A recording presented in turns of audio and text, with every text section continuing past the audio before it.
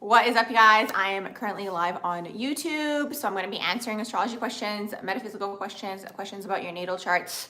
So if you guys have any questions, feel free to comment below. Also, if you guys want your own natal chart reading or progress natal chart reading, the information for all of that is going to be in the description box below. It's going to be on my website underneath the readings tab. So you guys are going to see an email window pop up when you select your reading, and you guys can send me an email and we'll go from there. Welcome to all the people joining. What kind of questions do you guys have today about astrology, your natal charts, metaphysics, the metaphysical world? What should we talk about today? Welcome to all the people joining. I'm answering astrology questions, metaphysical questions, questions about your natal charts. So if you guys have any questions, feel free to comment below.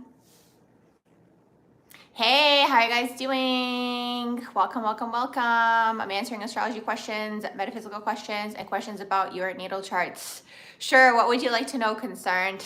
Apollo says, do you know what it means when Jupiter is in Cancer in the first house with Saturn, Neptune, Venus, Uranus opposing Capricorn in the seventh house? So you have Saturn, Neptune, Venus, Uranus all in the seventh house. That's really interesting because Venus conjunct Neptune, you might not necessarily see your relationships clearly.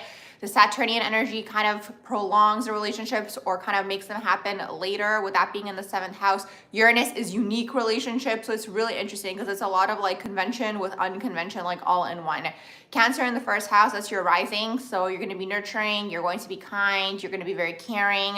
That's Cancer rising. You might be very intuitive, very clairsentient. Welcome to all people joining. I'm answering astrology questions. How are you guys doing today?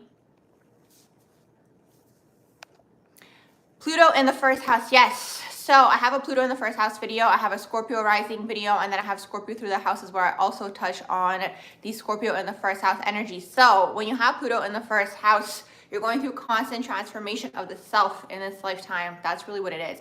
So when people meet you, they're either going to love you or not like you. There isn't really an in-between. I do find if you kind of bring out this intense like dislike in people, they actually secretly want to be your friend or they want to be around you. It's just like, it's very Plutonian, like Plutonian energy or Scorpionic energy. Like the way that I see it sometimes is this energy like within you as a person, or if it's coming into your life through another person, it's coming through to shake something up. It's kind of like a tornado. It's coming through to bring some sort of shadow to the surface.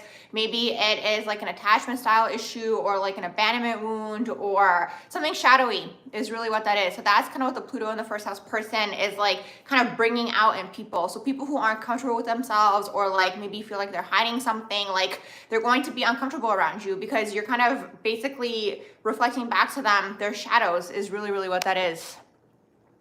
Welcome to all the people joining. I'm answering astrology questions and questions about your natal charts. Advice for Sagittarius, stellium, Neptune, Uranus, Jupiter, Chiron in Gemini. So you have Neptune, Uranus, and Jupiter all in Sag. Sag wants freedom. So when you have a Sag stellium, for you, the main name of the game is freedom. You need to be free in your dynamics. You need to be free in like your workplace. Like you can't have someone who's kind of like breathing down your throat. Now, it is pretty much in the external planets for you, Neptune and Uranus. So that's going to be a subset of your generation that has that. So for this subset of the generation, I kind of see them as like the freedom fighters, the Neptune and Uranus and Sag. They're kind of like the freedom fighters. They like want to be free. Maybe some of them started off like with entrepreneurship or these types of things, but the Neptune blurs this area for you at the same time.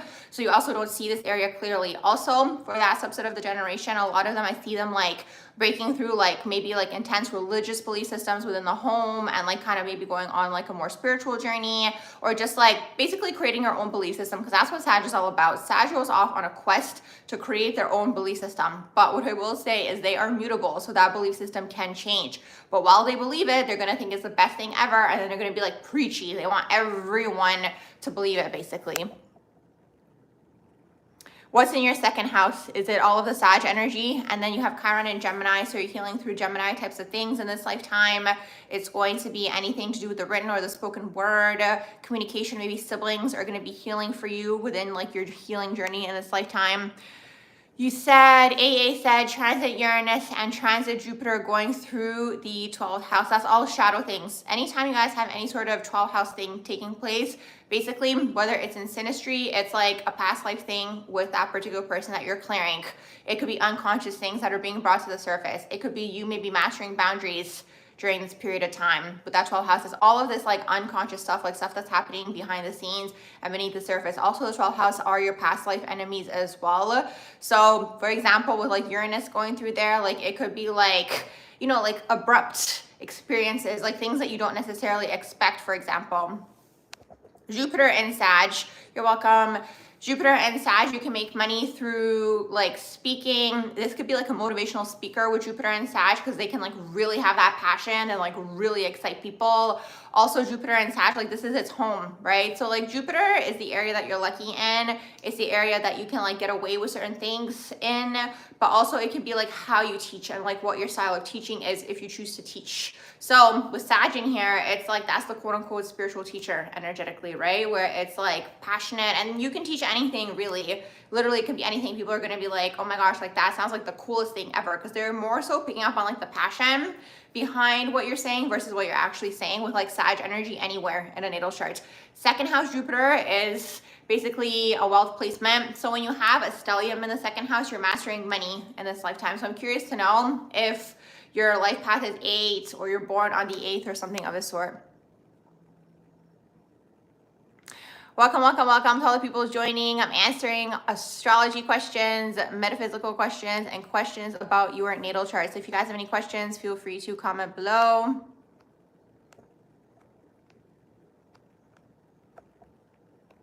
What is the energy of having 2 retrograde planets in the 12th house? You have Jupiter and Saturn. So retrograde, I have a video on this. It's going to be in my miscellaneous playlist. So basically retrograde, the planet quote unquote looks like it's going backwards.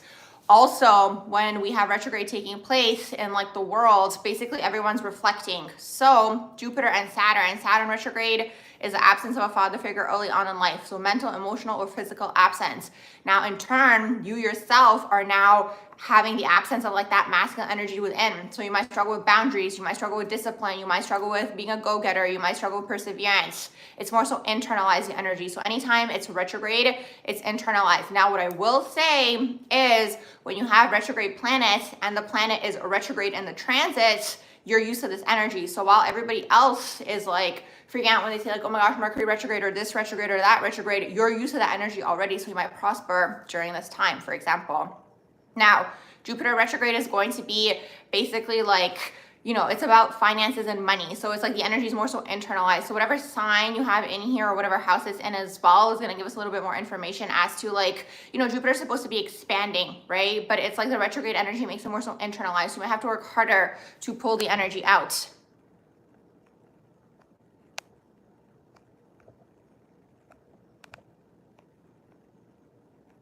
North node in the 5th house is in Scorpio. So your south node would be in Taurus and it would be in the 11th house. So these days, the way that I see north node, south node is your south node is something that you mastered in a past life, but you didn't fully get to complete, because the way that I see it now is like if you actually got to complete it, you wouldn't reincarnate back onto this earth plane. That's kind of how I see it. So you want to take your south node knowledge and apply it in a north node type of way. So when you have south node in Taurus and it's in the 11th house, maybe in that lifetime, maybe you master the material plane, for example, or money, or you really wanted to master money and you had maybe some sort of idea, for example, with that 11th house, maybe it was an idea that was like really ahead of the time.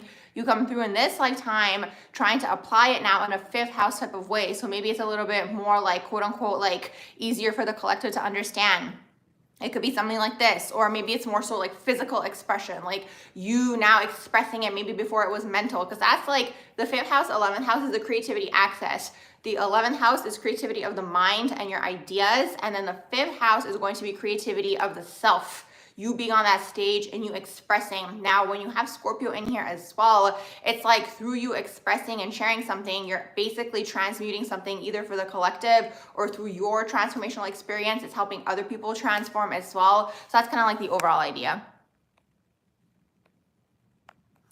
Does a stellium in the 12th house make you more psychically sensitive? Absolutely, it does. I have a whole 12th house playlist, a bunch of videos on the 12th house, and a bunch of videos on psychic gifts and abilities in my metaphysical playlist. So definitely check it out, because you're definitely going to be opened up energetically. So the whole thing with the 12th house person is they have to figure out how to close their aura and close their energy. So most of the time, 12th house people like usually when you're younger, you're naturally out of body, okay? You might have dreams come true when you're sleeping in the nighttime, like those types of dreams, or you might actually have like dreams in the physical come true too, because you have a lot of manifestor's potential, okay? It's all to do with the third eye chakra and the crown chakra with that 12th house energy. So you're basically psychic is really what that is, or intuitive, or whatever term you want to use. Usually like with the 12th house, like you're basically transmuting energy is really what that is. A lot of the time when you're younger, you take on the energies around you. So let's say like you grew up in a dark neighborhood, well, you're transmuting energetically through your vessel. A lot of the time 12th house people end up in these types of situations. Now, obviously, like the way that I see it these days is like you can consciously think to yourself and be like, I don't want to participate in that energy anymore. You know what I mean? Because the 12th house person, like, let's say there was like a fight that just ended. You just happen to walk through that fight. Like the 12th house person always ends up in these like areas that are maybe dark or like shady, because it's like, it's a balance. You know what I mean? Like your light energy, your healing energy is balancing out maybe the darkness in that area. But sometimes you can just be like, I don't claim that energy. Is really what that is.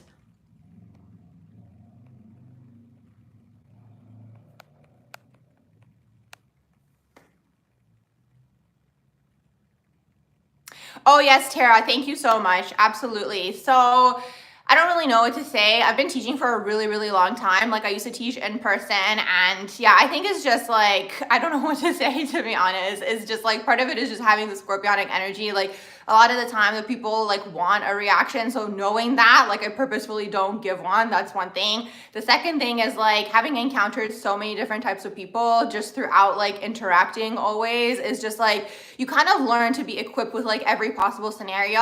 And sometimes like, okay, so I used to teach kids yoga. And like in kids yoga, they would basically teach you like to start at the level that the kids are at. So like, let's say the kids are super hyper and maybe you planned your class and you wanted to do like a meditation. Well, you can't do that when the kids are super hyper, right? So you want to start at their level. So you're going to do some sort of exercise where you're also hyper and then bring them down, right? So it's just like practice is really what that is. That's all I can say. Part of fortune in Libra in the 5th house. Thank you, by the way. I don't know if I said thank you. So part of fortune in Libra in the 5th house. So these are ways that you can manifest abundance or like activate abundance in your life, okay? So for example, 5th house is going to be through the creativity, through your expression, because the 5th house is here to express. It's you being on a stage. Anytime maybe you're acting or making people laugh or you're entertaining people or anything of the sort, you're activating abundance. That's how fortune works, okay? Basically, when you act in that area, you activate the abundance to yourself, okay? Libra is your relationship. So maybe when you're in a relationship, you feel more abundant. Maybe when you're in a partnership of any sort. Libra can also be fashion and beauty and law and justice. So when you're acting in that area, you're activating abundance for yourself. Maybe when you dress up nice, when you look nice, when your house looks nice, like that's all Libra. So that's really what it is.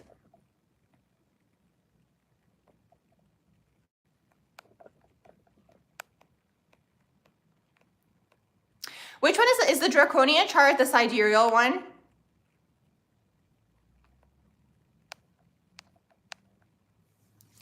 Significance of Chiron and Aquarius in the 12th house. So Chiron is the area that you're healing through, okay? It's the wounded healer. So you're healing through that area in this lifetime. So the 12th house is going to be through metaphysical things.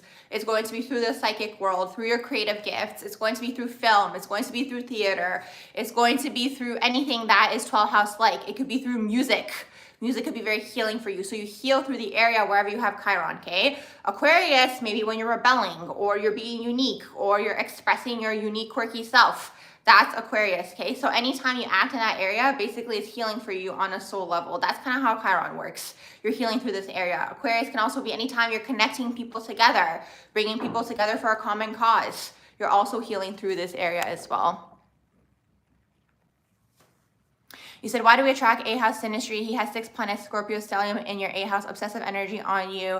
And you said you think he practices black magic. Is this a reflection? No, it's not a reflection of what's in you. I'm curious to see what's in your natal chart though, because it's really, really interesting because sometimes the underdeveloped 8th house or Scorpio individuals, when they're like underdeveloped or unaware, unconsciously, they could be engaging and like, because they're so obsessive. And this is why I say to everyone who has Scorpio energy or 8th house energy, with that obsessive energy that's in the chart already, you basically want to apply it in something that's going to benefit you, that like you're not interfering with another person's free will. Because if you're obsessing over another person, you're pulling them energetically to you, is really what that is. So sometimes when the person's underdeveloped, this is happening unconsciously, but they could be like, if they're like in like the lower versions of 8th house or Scorpio, or like they're in like the shadow aspects, like they could be dabbling into like occult types of things. Like this is absolutely a thing.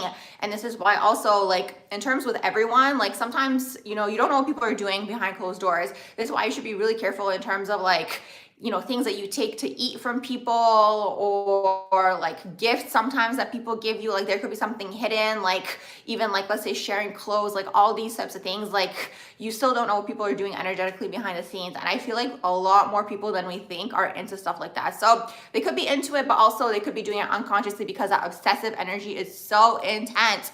It's so intense. Like the Scorpio unhealed energy, when it's directed at something, like it's like a grip energetically, is really, really what that is. So it's not anything in your natal chart. It's something with that person, is really what that is. And I guess it just so happened to align in like the synastry that like it's in your 8th house.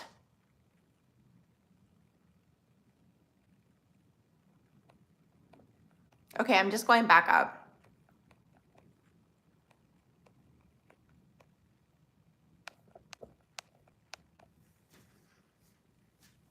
Let's see.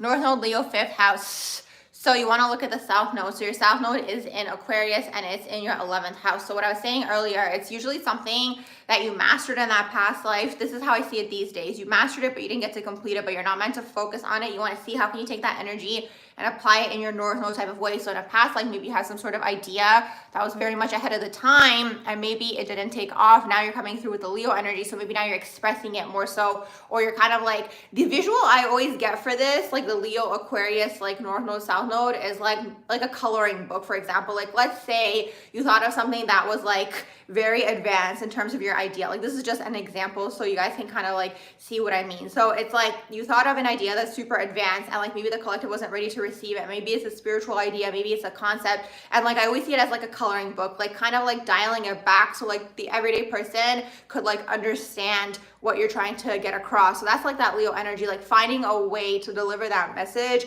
but it's more so like physical creativity. It's more so you expressing, is really, really what that is.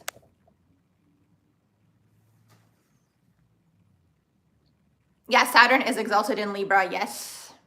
But Saturn is ruled by Capricorn.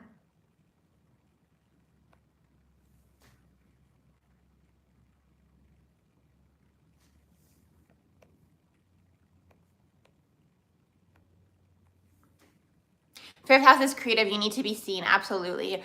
11th house Aries with Mars in the first house in Gemini. 11th house Aries with Mars in the first house in Gemini. So your rising is Gemini, so you need to talk, you need to speak. You have Mars in Aries, which is nice. But the thing is, what I will say for Mars and Aries, it's like they're very good at starting projects, but not so good at continuing them. So sometimes like Aries, especially in the Mars, because this is like your power, it's your personal power, like you kind of get like the high off of novelty.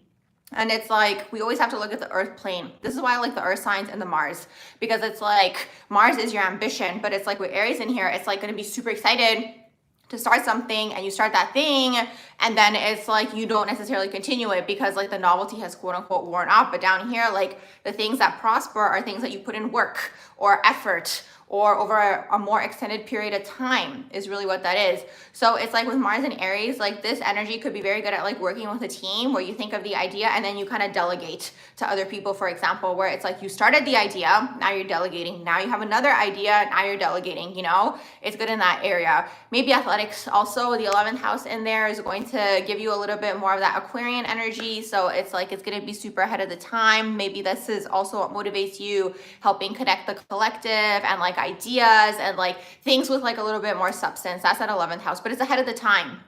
So the thing is, the karma with the 11th house is like, it's all about figuring out when to pitch your ideas, is really, really what that is with the 11th house energy. Because it's like sometimes when they're younger, they can share their ideas, but it's like you might not feel heard. It's really interesting. And then it's like the throat chakra kind of gets shut off, but you don't want the throat chakra to be shut off because like all of the air houses are here to still use that throat chakra, is really what that is. First house Gemini, salesperson. What else? First house Gemini, you'll be good at business, marketing, you will be good at PR, you will be good at event planning. Like it's all about connections for that first house in Gemini. Like these people get by in life based on who they know and not what they know. I know this is like facts for everybody, but especially a first house and Gemini person. And can you let me know if you're born on a 3-day or if your life path is 3, just for my own repertoire?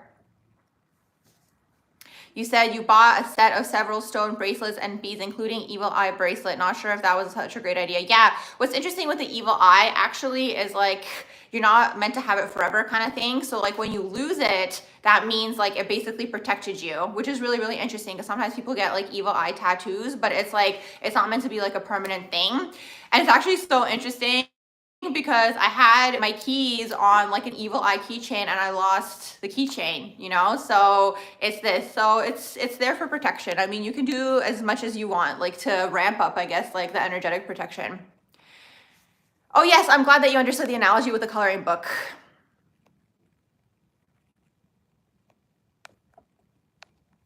Twelfth house Libra stellium, you really attract jobs in healthcare or corrections. Yes. Anything to do with healing. So you're going to be attracted to this, like anything that brings through like that healing energy. So it could be healthcare, it could be like a massage therapist, anything, but it could literally be anything. It could even be like you sharing your story.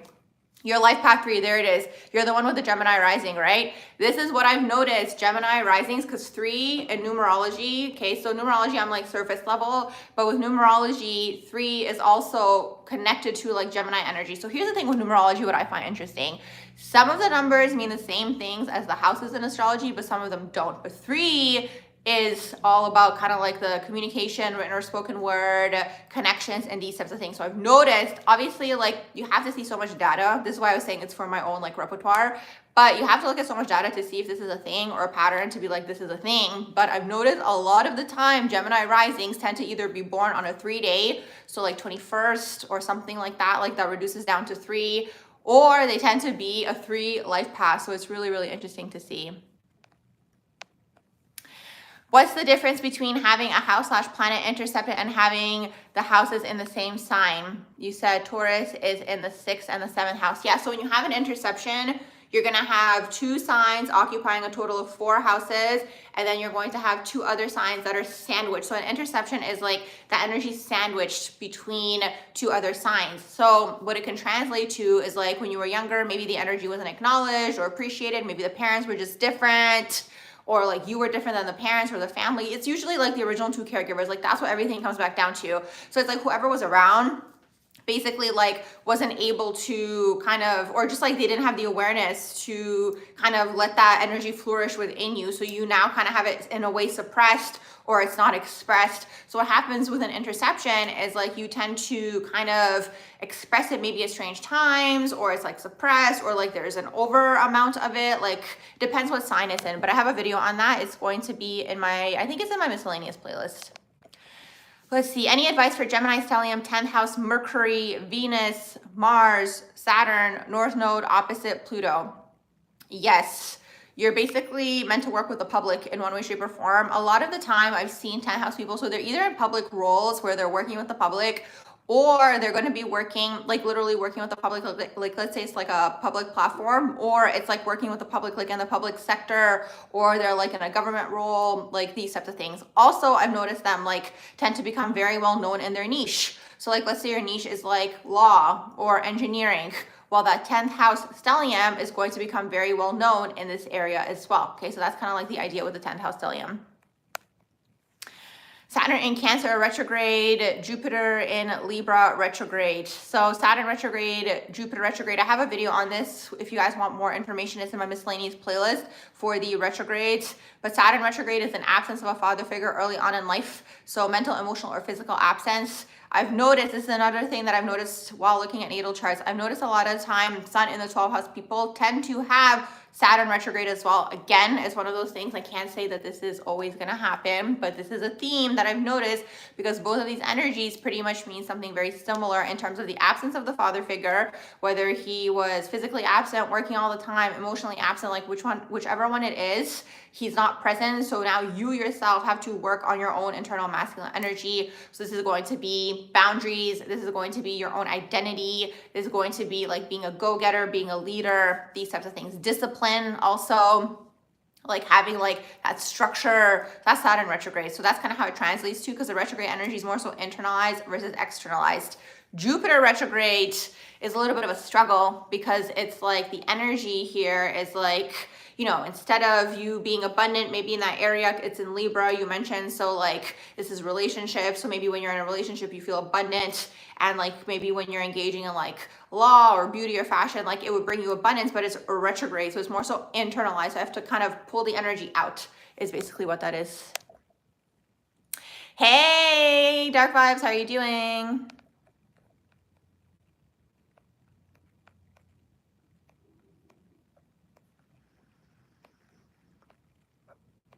Let's see. How does 8th house operate if 12th house is third eye? I made a video on this.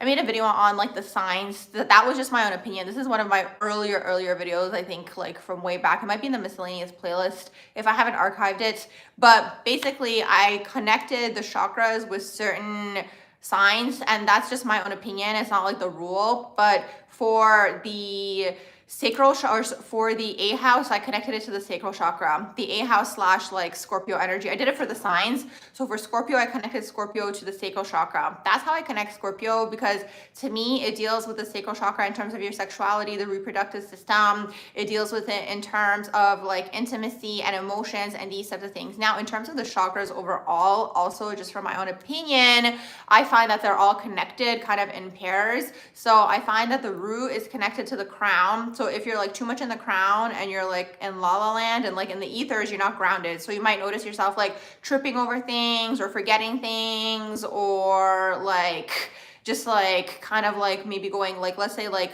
over time, for example, like let's say you had an appointment and like you got distracted with something, like that's when you're too much in the crown, for example.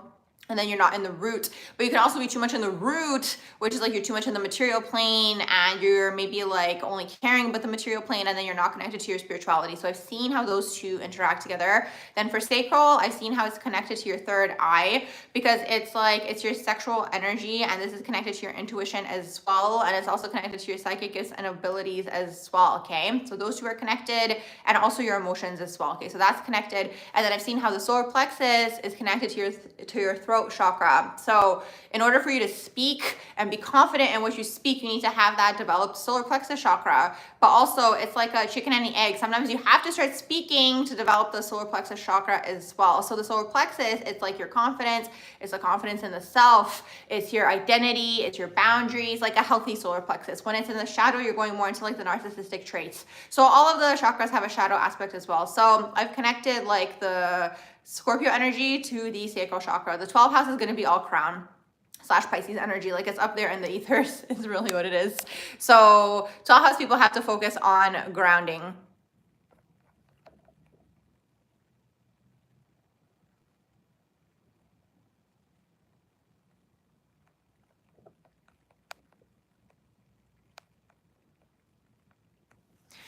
Moon, Sun, Mercury, 10th house, midheaven, meant to work with the public as well, or some form of career that's like corporate or like the higher echelons of society. Like it's all about the money, right? So 10th house energy, here's the thing with the 10th house. I was just saying this to someone.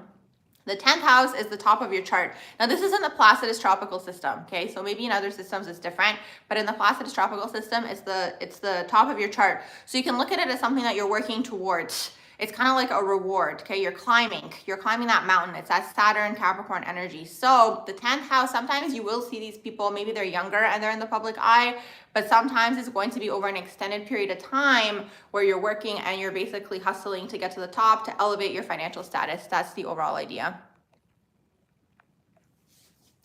Sun, Virgo, Moon is in Leo, Mercury, Venus, Mars, all in Virgo in the 8th house.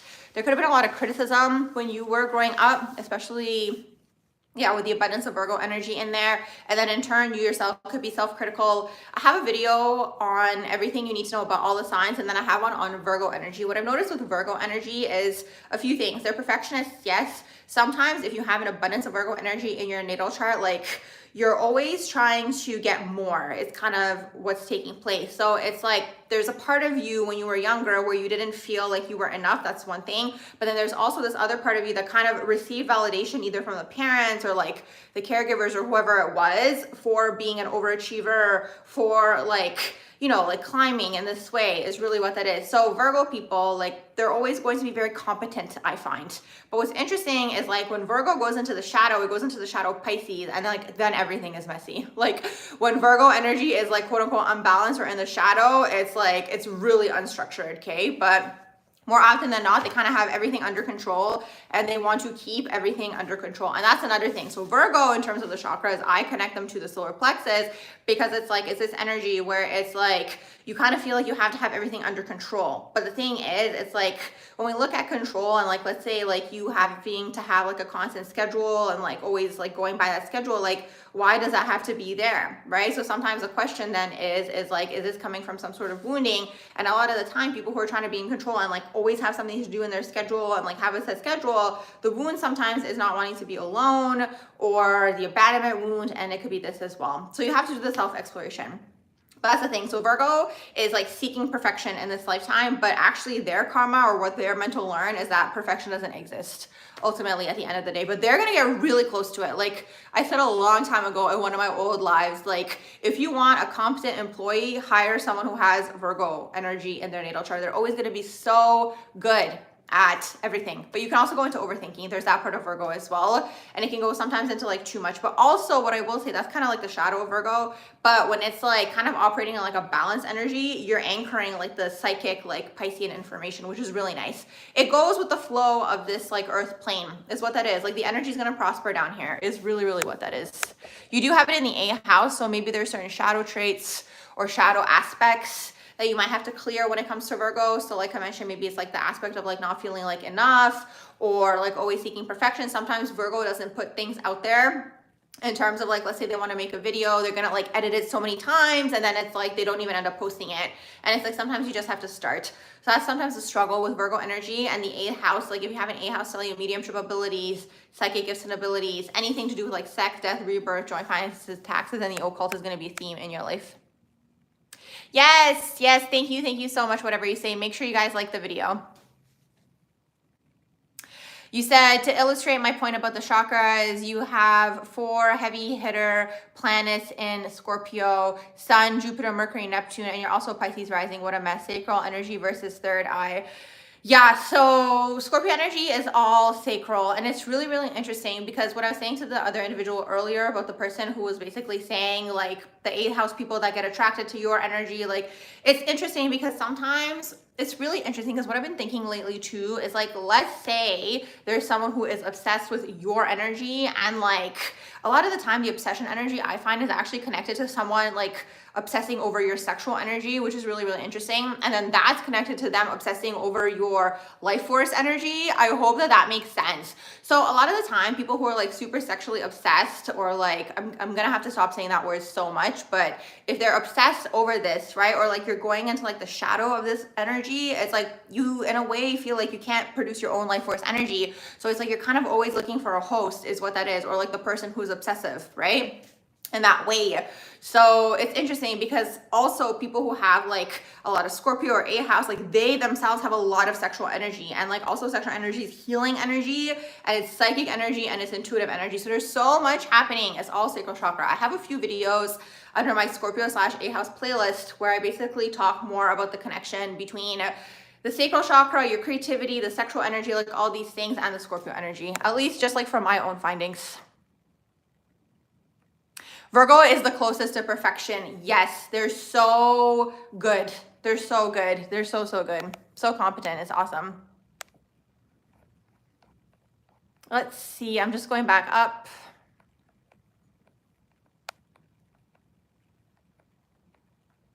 Thank you guys for the likes.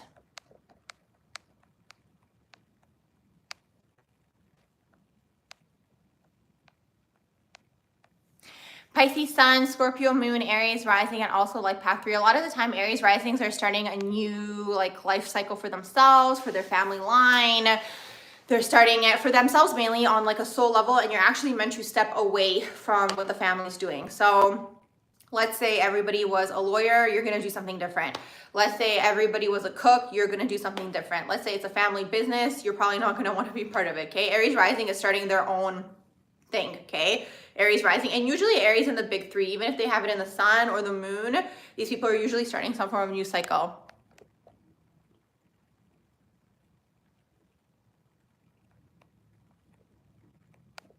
Advice for Neptune and Uranus and Aquarius in the 10th house. Yeah, Neptune, thanks so much for the likes, you guys. And thank you for the subscribes and the comments also on the videos. Thank you, thank you, thank you. And also your comments today. So Neptune in the 10th house is a little bit of a struggle because it's like, when it comes to your career, it's blurring the area of career. So it's like you might want to do everything, or you might not know where to start, or like, because it's Pisces, right? Neptunian, like, oh, I want to do metaphysics, and I want to, you know, be in a film, and I want to do music. Like, it's everything that you're trying to do. So the advice for this is like, pick one thing and focus on that thing. So it's like, if you want to do music, just do music. And then after you kind of perfect that and master that, then you can go into like, you know, venturing off. It's kind of like when you look at any brand, right? What do? They start off with one thing, and, you know, they explode through that thing that they're doing, the original thing. And then they start to venture off, right? Then they're going to add like, I don't know, like the other lipsticks, and then the skin creams and all these types of things, right? But usually they start on one thing and they perfect that thing,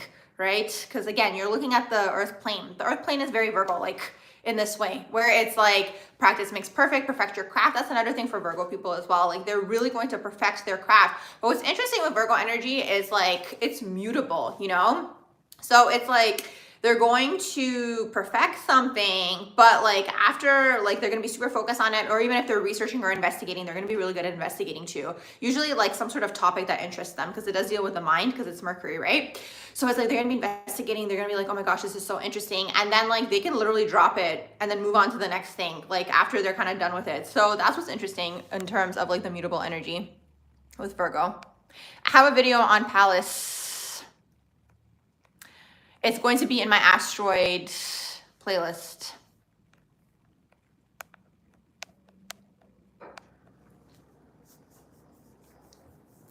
Jupiter in Leo in the 8th house. So these are ways that you can make abundance. Jupiter in the 8th house, I wouldn't be surprised if these people get into like magic or like spells and these types of things to bring through abundance. They can also get into like using their sexuality to bring through abundance. You guys are gonna have to read between the lines for that one. But yes, they're basically magnetizing, right? Or like trying to like use occult astrology. They can use it to bring through abundance as well. All these things can bring you through abundance. So like, let's say you're working in that field, like let's say you're working in astrology or in the occult in one way, shape or form, or even finances. It's usually other people's finances. So like financial advisor, you could be a medium. So these things could all bring you through abundance. Jupiter and Leo, another energy that's good at like motivational speaking or being on a stage, for example, because you guys can look at Jupiter also how you teach something. So yes, it's ways that you can make money and how you expand. Sometimes it's also like the area that you can kind of like get away with. So for Jupiter and Leo, when I did the video, like the example that I gave was like, let's say you're in school and you're like studying for an exam, and then let's say your friends, and you're the one who has Jupiter and Leo, and let's say your friends like call you up and they're like, hey, you know, let's go to this party tonight, and you're like, should I study for the exam or go to the party? Like the Jupiter and Leo person will be lucky in the sense where it's like you'll go to the party and still do well on the exam, for example, versus somebody else who doesn't have that placement, they might not necessarily do well. Do you know what I mean? So you're like lucky in this area of like Jupiter, you can kind of look at it as like the area where you can kind of push the boundary, but you don't want to go into hedonism, because it's like you're lucky, yes, but it's like eventually like you might push it over the edge. You know what I mean?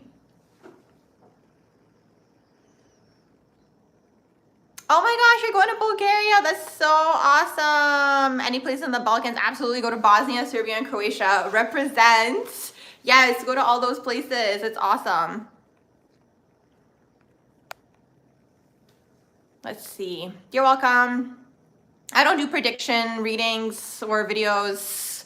What you guys want to do is anytime anything's happening in the transits, you can look to see what sign is it going through and where do you have that sign in your natal chart, and it's going to affect that house. So this, okay? So whatever sign it's in, look at what house you have, and then whatever that transit means. So eclipse season is usually something coming to the surface. It's usually like something being shown to you, something you didn't see, right? So you're gonna have to see what house you have it in, okay? And what sign is it in? Like what sign is it in and what house is it in? And then this is the area that's gonna be shown to you, okay?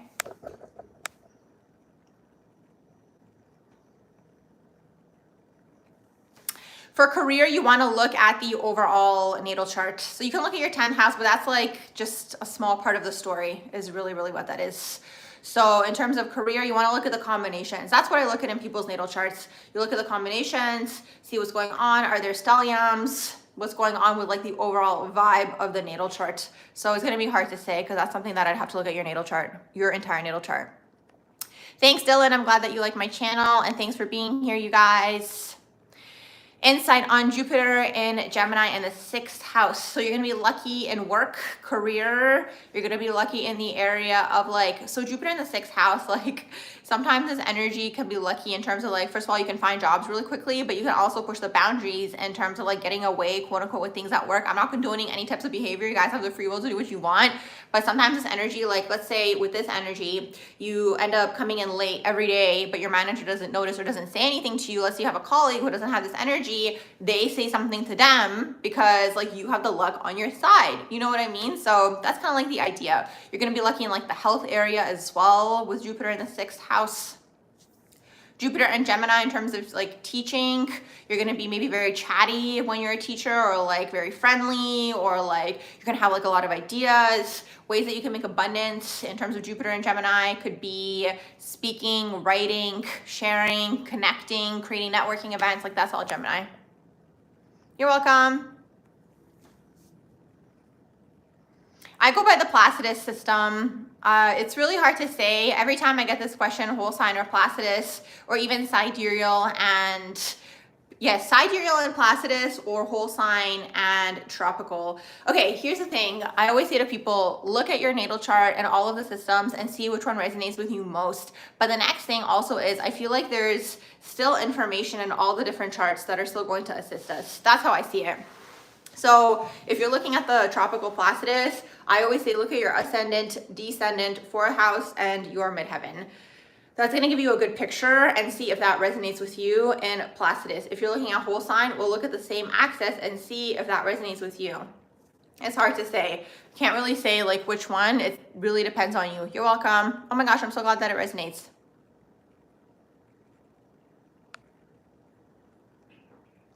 Oh, this is a good question. What planet combinations do I think for people who love different languages apart from their native language? I would say, I'm trying to think, I would say Uranus in the 3rd house is going to be good at learning languages. Uranus in the 3rd house, they're very good at learning different languages. 3rd house overall, 9th house also could be for different languages as well. But yes, Uranus in the 3rd house, let me know if you have that placement. 3rd house, really social media. Yes, 3rd house is social media.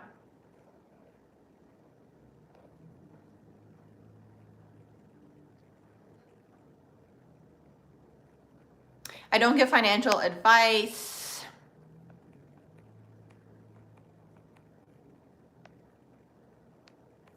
So in terms of like ways that you guys can make abundance when you're looking at your overall natal chart, you can look at the collection of energies in your natal chart, okay? So you can see, like, let's say you have an abundance of 3rd house energy in your natal chart, then you can make money through the written or the spoken word because the energy is in your favor.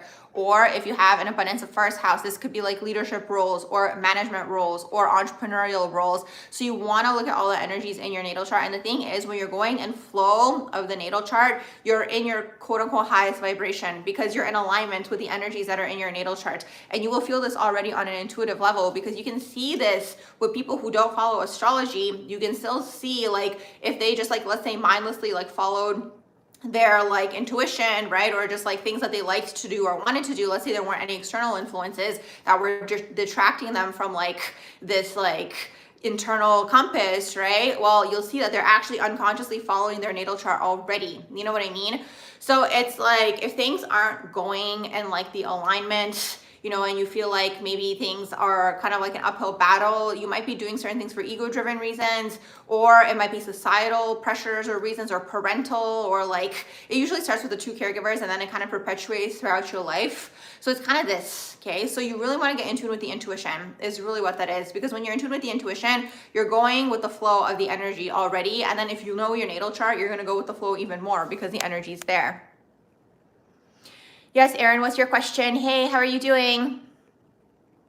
Oh my gosh, I'm so glad that that resonated. Yes. Yes, if you have a third house telling you could also be interested in working online or social media or PR, marketing, or working in companies for their social media, it's this.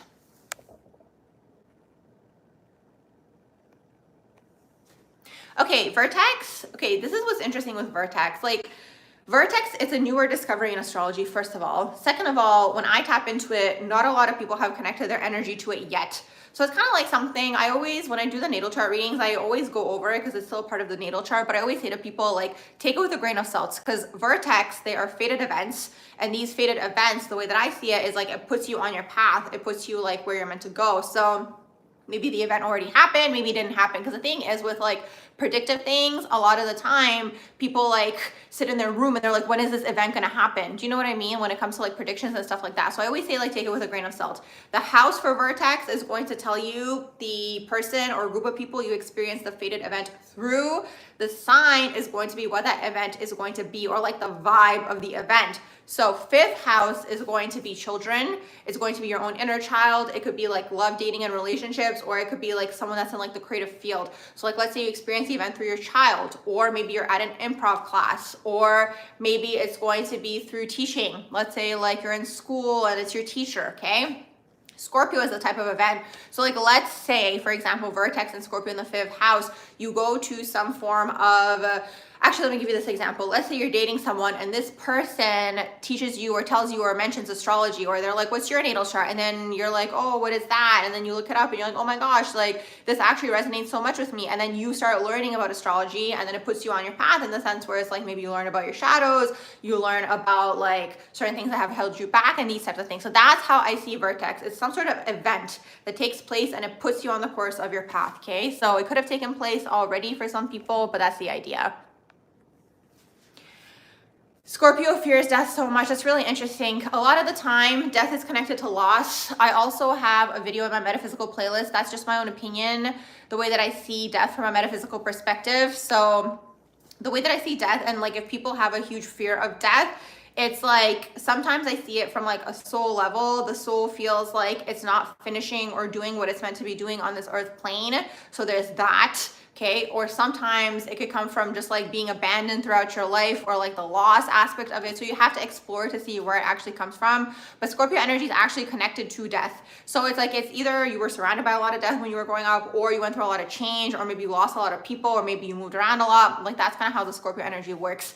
But overall, like the collective fear of death is just kind of like a energy that lingers in the astral is really what that is. That's like not talked about and not learned about enough. I also feel like people might have this fear because we're not overall taught as a society how to cross out when that time comes, okay? A lot of the Eastern religions or like belief systems, or like back in the day, like they had like, or even mystery schools, like they had their teachings of like what takes place at that moment, if you think about it, right? But you know, I think a lot of people don't know. And I think also sometimes it comes from like, again, on a soul level, the soul either feels like it's not doing what it's meant to do, or it has the fear of reincarnating again, which is also connected to like you not doing what you're meant to be doing. So that's where I see it, or like how I see it. So I don't know if that's the truth or not, but that's just how I see it.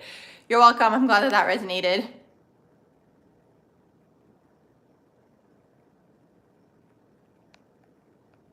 Death and rebirth for Scorpio, absolutely.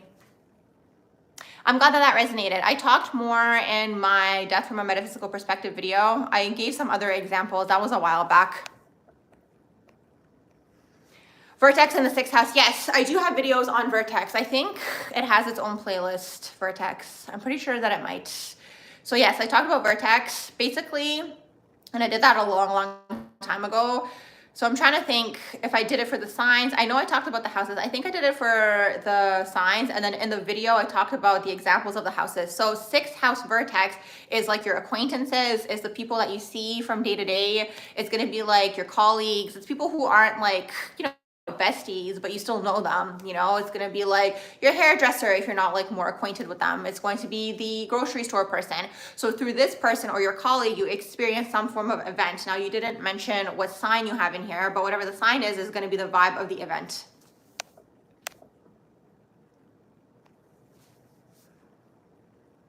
Progress rising is going into Taurus in May. Your birth sign is also in Taurus. Yes, that's nice. I like the progression out of Aries into Taurus because even earlier when I was talking about Aries, it's like Aries is good at starting, not so good at continuing. So it's like, you know, you kind of come out of this like energy of like just starting things and being excited and like doing this and doing that. It's like now you're building. That's how I see that progression. You come out of like starting something and you move into building. That's why I like that progression a lot. Out of Aries into Taurus, you are now building whatever maybe you started toward the end of that era. Difference between tropical astrology and sidereal astrology. The sidereal people are going to say that that's like the true placements of the constellations. The thing is, you will see that everything is shifted up one. So let's say in tropical, you're going to be a Virgo. In sidereal, you're going to be a Leo. The thing is, the aspects are probably still going to be very similar. So there's that. And it depends because before, I used to think that they only have whole sign. Recently, I found out that they also have Placidus in their system. So the houses might even be the same. It's just the sign might be different. And like with them, like in sidereal, the houses all mean the same things, but they're not connected to the signs anymore. So it's like the A house still means what the A house means in the tropical system, but in sidereal, like Scorpio isn't in the A house. Like it's this. Plus, I'm sure there's more things, like someone who does sidereal is probably going to give you even more information, but that's like the overall idea with sidereal. And some people are going to say that that's the true astrology. Hard to say. I feel like everything is available to us for a reason. So it's nice to look at everything. I don't look at cusps. I look at it as you're either in the sign or not in the sign is really what that is. Oh my gosh, you're so funny, Terry. Uranus, Neptune, Pluto aspecting your ascendant. What does that do to your appearance? Going to make you eccentric. Do you have all of that in the first house? It'll give you a dreamy undertone, and it will give you a dreamy undertone, and it might make you a little bit more Plutonian and intimidating, okay? So it's this. Now, what I've noticed with Pluto, or what I've noticed with Neptune aspects to the ascendant, okay? What I've noticed with this is sometimes people put like their dreams onto you. Do you know what I mean? Like they see you, right? But it's like maybe in their mind, you're like this ideal, like of some sort of like ideal person. And then they project like the idea of that person onto you. Like sometimes you get like a lot of people projecting their ideas of other people onto you, or like this like idea, like you give this like dreamy vibe. I hope that makes sense. So because you have this dreamy vibe, it's like it like activates this dreaminess in other people where they're not seeing you clearly either, in the sense where it's like, because this energy, like if you have Neptune in the first, you could attract stalkers, but it's like sometimes the energy is like the person, it might be like dreaming in their mind, like when they see you, it could be like this ideal that they envisioned, but it's like they don't really know you. I hope that makes sense. They just see you. So it's like I don't know, it's almost like this veil. Oh my gosh, I'm so glad. I'm grateful for you guys as well. You guys are awesome. Uranus, Neptune, 5th house. And then you said Capricorn. You have that in Capricorn. And then you have Pluto and Scorpio. Okay, so you're part of that subset of the millennials. I have a video on this in my miscellaneous playlist if anyone is part of this subset. So the Uranus, Neptune, and Capricorn generation, I call them the leaders of tomorrow. Basically, up until this point, a few things were taking place. A lot of these people were clearing through generational things, ancestral things. They were clearing through like belief systems around money, because I see them coming into more leadership positions as Pluto goes into Aquarius. So Pluto was destructing this area for you. So maybe also a lot of these people, like they could have been entrepreneurial, for example, or they wanted to like climb within like the corporate structure. So it's either one of these two things. You're either gonna like be climbing in terms of like the system already. So maybe these people are gonna start taking on like lawyer positions, government, politicians, like the higher up positions, or they're leaving the structure altogether to basically do your own thing is what that is, and start your own business. Now, in the earlier part of your life, maybe you started things and like maybe it didn't pan out in the way that you wanted it to, but you've like developed the skills is really what that is. So this part of like the millennials, the Uranus and Neptune, we're kind of like developing these like Capricorn types of skills, which is like resilience, leadership, breaking through traditions. And I feel like a lot of them are now going to start coming online as Pluto goes and moves through Aquarius. And pay attention, you guys, this year, because we have Pluto in Aquarius, and pay attention to the vibes and seeing how it feels when Pluto is in Aquarius, and then when it goes back into Capricorn, how dense energetically it is. So that's going to be November. So just mental note. 12th house and anxiety, yes. Okay, so once again, my own opinion, I'm not a psychologist or anything in that realm. This is just how I see it metaphysically. So you guys can take what resonates, leave behind what does not. But anxiety, I see anxiety, especially if you're a 12th house person, you're actually picking up on the lower vibration / shadows that are on this plane. That's how I see it. So if you're open energetically, and a lot of that is connected to your solar plexus. So 12th house people also have to focus on developing their solar plexus and staying within their body and having the confidence and the sense of self is what that is. And the boundaries are huge because then your aura expands outwards. That's just how I psychically see it. Okay, when you have a strong aura, you're expanding outwards energetically and things are coming toward you. So 12th house people, from a young age, you're already open energetically. You're out of body a little bit, so you're psychic and you're intuitive. And like you might be drawn to things that shoot you out of body even more. So it could be substances, it could be caffeine, you know, not sleeping, all these things, right? So 12th house people, also another thing that will be helpful to like reconnect or like ground back down is exercise, reconnecting to the body and these types of things. So like the anxiety a lot of the time comes from, it could come from a few different things. Sometimes I find anxiety can come from you giving your power away. So it's like if you're waiting for something, let's say you send a message and you like that person and you're waiting for a response, that's going to give you anxiety, right? That's for everybody, you know, because you're waiting, right? Or it's like the whole structure is set up in this way where it's like people are waiting for the next paycheck. Like you're always in a waiting energy in this whole system, right? So that can induce anxiety. For example, when you're waiting for something or you give your power away or you give your power away to a person and you're like waiting for their response for whatever reason, like let's say it's a job and you're waiting for like a vacation request to be approved, like these types of things. It could be this. So it could come from this, but sometimes I find that it also comes from just like a mismatch in vibration. So a lot of the time 12th house people are like just naturally higher vibrational because you're operating in those higher realms, right? Like you're in the psychic and the metaphysical realms where it's like just naturally like love and bliss and all these things. So you're out of body. So it's like, because you're out of body now, it's funny. I was just saying this to someone too. I mean, it's not funny, but it's interesting that I was just saying this to someone. So basically what I was saying to them was like, up until this point, so people are getting more like aware of themselves and their shadow traits, right? But up until this point, a lot of the collective has been in survival mode and the lower chakras, just like in like the hamster wheel, like get to the end, get to the next state, get to the end of the day, get to the weekend, all these things, right? So when you're in that like hypnotic state, usually you're operating on autopilot, and a lot of the time you might have these shadows, right, that you're unaware that you have. That's most of the people who are unaware, and most people are operating out of the unconscious. So the 12th house person comes by, and this is why people like who don't understand the metaphysical realms talk about it in like a fear-based type of way, I guess you can say. Like the 12th house person is open, so you're basically automatically merging to like that person's shadows, basically, is really what's taking place. So you have to figure out how to close your aura so you're not merging with people all the time. So when you're younger, you could have merged a lot. That's why a lot of the time 12th house people like struggle with the sense of self, or like they don't know who they are, and these types of things as well. So that's kind of how it works. So because you might be merging to like lower vibrational energies around you, and this is why like it's really important to try to stay away from substances of any sort, or like any addictive behaviors and patterns, because that shoots you out of body even more. And then when you're out of body, especially if you're unaware, it's hard to pull yourself back in and once again close up the aura, because all those things open your aura up. And then when your aura is open energetically, it's like you're porous, you know, like energetically porous. Like people can slip through the cracks energetically, especially like people's dark things and like dark sides, and especially it's usually like unaware people. So up until this point, now people are becoming more aware, which is awesome, but up until this point, like all of like the more empathetic people, or people who are just like energetically open in this way, have been purging energy for the ones who are unaware. But now everyone's gonna have to basically do it for themselves as we move forward.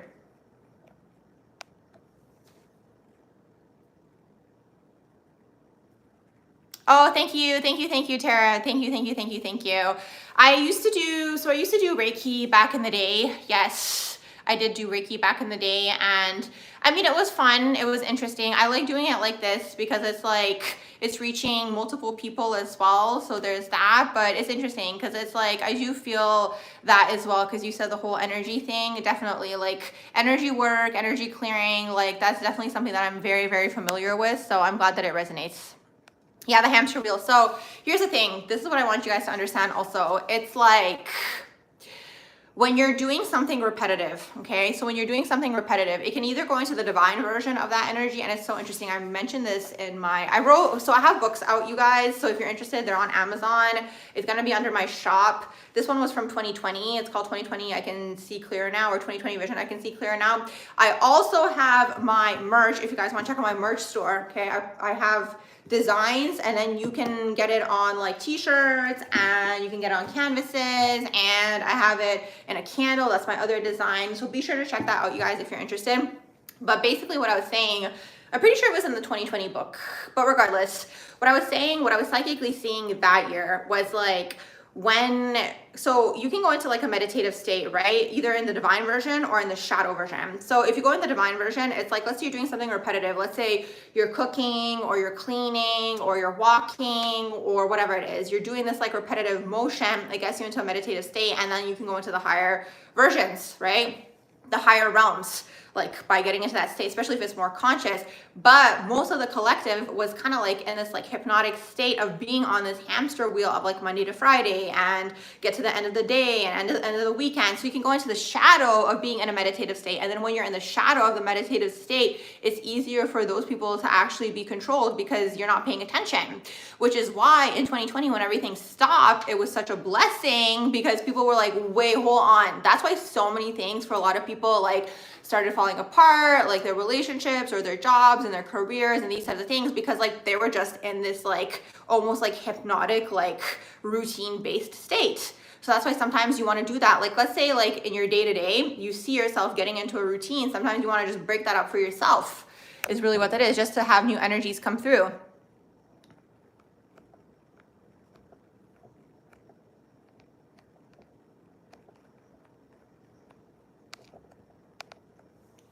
Any advice to get past platonic relationships and getting invites to birthdays, holiday parties with fire, air, and water signs?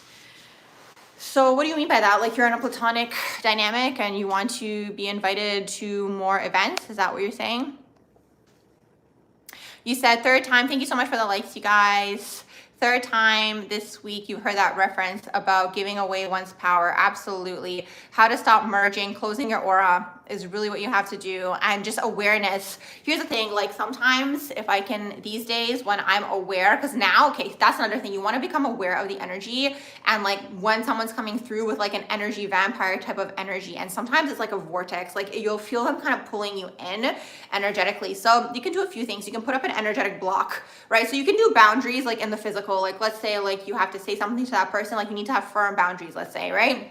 And you verbalize it, but you can energetically think it as well. You can energetically put up like an energetic block, right, from that person and that person's energy. And it actually is efficient. It's so funny. I was just thinking about this today too. I've had that happen in the past where I met someone and right away I knew what direction the dynamic was going to go in, and I put up an energetic block, and it was so interesting because instead of their energy, you know, being directed towards me and siphoning off of me, it went onto another person that we knew. So I was like, it's interesting to see how the energy just like gets displaced. Like it's really, really fascinating. Oh my gosh, yeah, concern. I know, I should. I was thinking about that. I was thinking about doing one like that. I have a few different ideas. I just have to think of like the images.